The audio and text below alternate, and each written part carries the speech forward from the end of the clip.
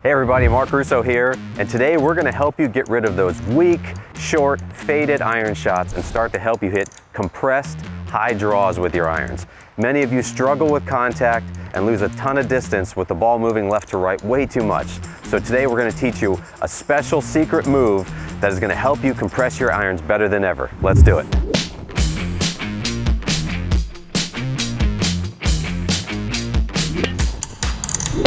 Today we're going to give you a lesson that I think is super important, and I give, over 1,000 lessons every year, and this one comes up often because many people use the word compression. They want to compress those irons, contact the ball first and the ground second, and really make that sound and that feel that makes you want to keep coming back. But a lot of them have issues in their swing that just does not allow them to do that. We're going to talk today a little bit about what we want you to do, what you shouldn't do, and how we can make it better. So first off, let's talk about why the ball is fading or you're hitting fat shots, ball's moving left to right too much. Many of you, when you make your turn in your backswing, first move, many of you sway or move to the right with your pelvis, okay? First thing we're gonna need to do is get rid of that. Now we'll talk about that in 1 second, but what does that cause? Well, many of you get to the right with your pelvis and then you start to spin the body and pitch the club outside the target line, which is this red line right here between myself and the ball, outside that target line, and we struggle with steep contact, or if we make contact, the ball wants to fade very weakly because we're swiping across it. Okay, so let's talk a little bit about what you have to do and also a couple other points. Let's make sure you understand how to make a proper backswing so that you can load the club correctly. The number one thing I want you to start to feel, first thing you need to work on, get the club across your hips here and think about your back right pocket. And what I want you to do is I want you to turn your pocket back so it's almost diagonal. You'll see that pole back here behind me. I'm trying to turn my pocket to that pole behind me, okay? That's going to help me turn, keep my hands back, and be able to come a little more from the inside. If your pelvis moves this way and my pocket moves this direction, we're really going to have a hard time doing it. So we got to make sure, back right pocket, turned, okay? If you struggle with that, perhaps you've had some knee or hip issues, my suggestion would be take your right toe and flare it out a little bit. Make sure that you can use that to create a little extra mobility for yourself in the backswing, okay? So point one, right pocket back, okay? Second part, how do we move on the downswing? I can't tell you how many folks come in and say, I gotta make sure that I fire my hips on the downswing. First off, let's understand what good players do. One thing they do not do is excessively spin immediately with their hips, okay? A movement laterally towards the target is required to strike the ball cleanly, okay? And what we're trying to teach you to do today is to get a little shift in there, and we're gonna get in here what I call the wedge. And the wedge is this space right here between the red line on the ground and my club, this wedge here. That space allows you to get the club from the inside and get on top of the ball and compress it much, much better. Many of you turn or sway to the right and then spin, and all of a sudden we've lost the wedge in here. Now the club is going to work outside much too much, okay? So we need to start to learn how to turn, bump to the target, create the wedge, and then be able to swing the club from the inside to create those draws. So let's talk about a couple ways to practice this. I've got a little training aid here. Many of you have seen these, the force pedal. These are great tools, but you can do this at home with something like a gel insert from one of your shoes. And what I want you to do here is we're just going to make some practice swings here, and we're going to do two things.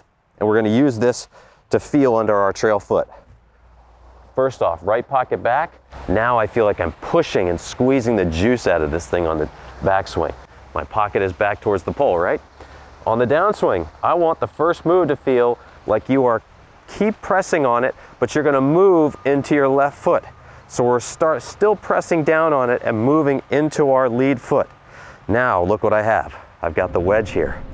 Many of you would do it this way.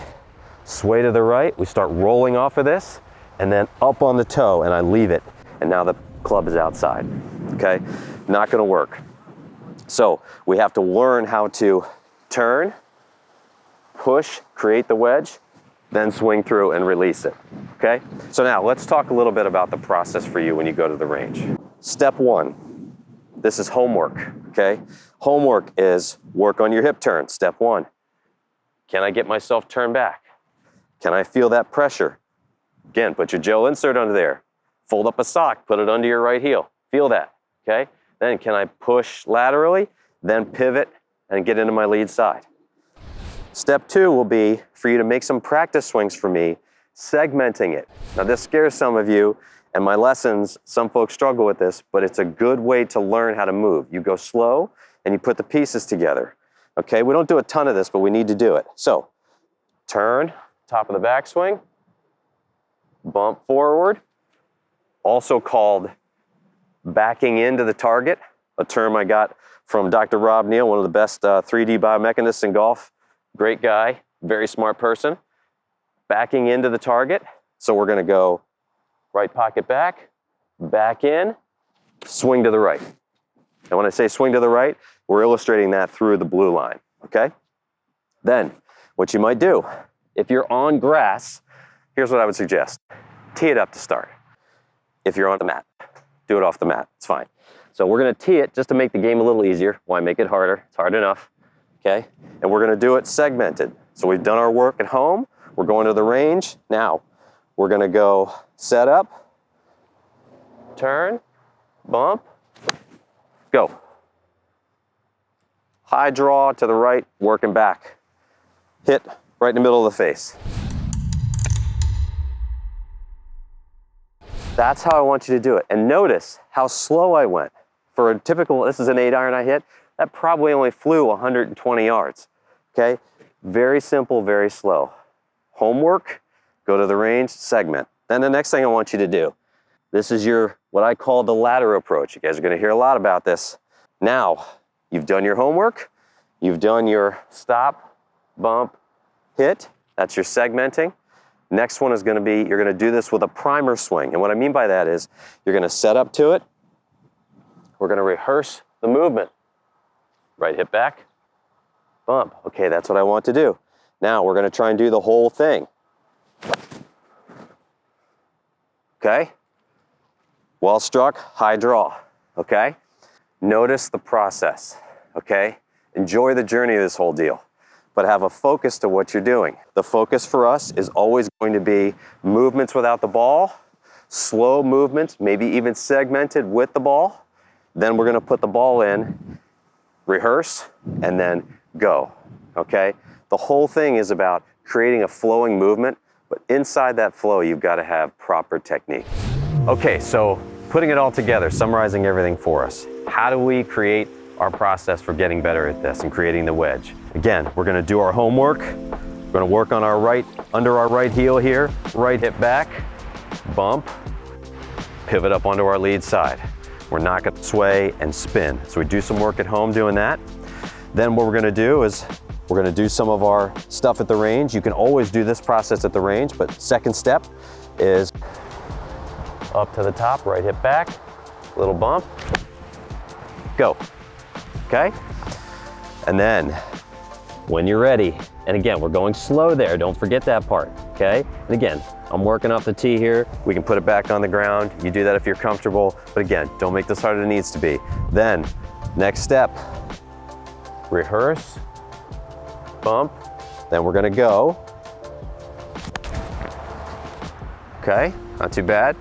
And then, I want you changing clubs, changing targets, moving through your bag, playing the game. As soon as you start to struggle with everything, work your way back down the ladder. You go back to the stop action ones, you go back without a ball. You rehearse with nothing and just do the movements. I promise you, if you go slow, embrace the process, this is gonna get better and you're gonna hit some of the best iron shots you've ever hit. High draws with nice divots after them and they're gonna feel great. Hope that helps and we'll see you on the lesson tee.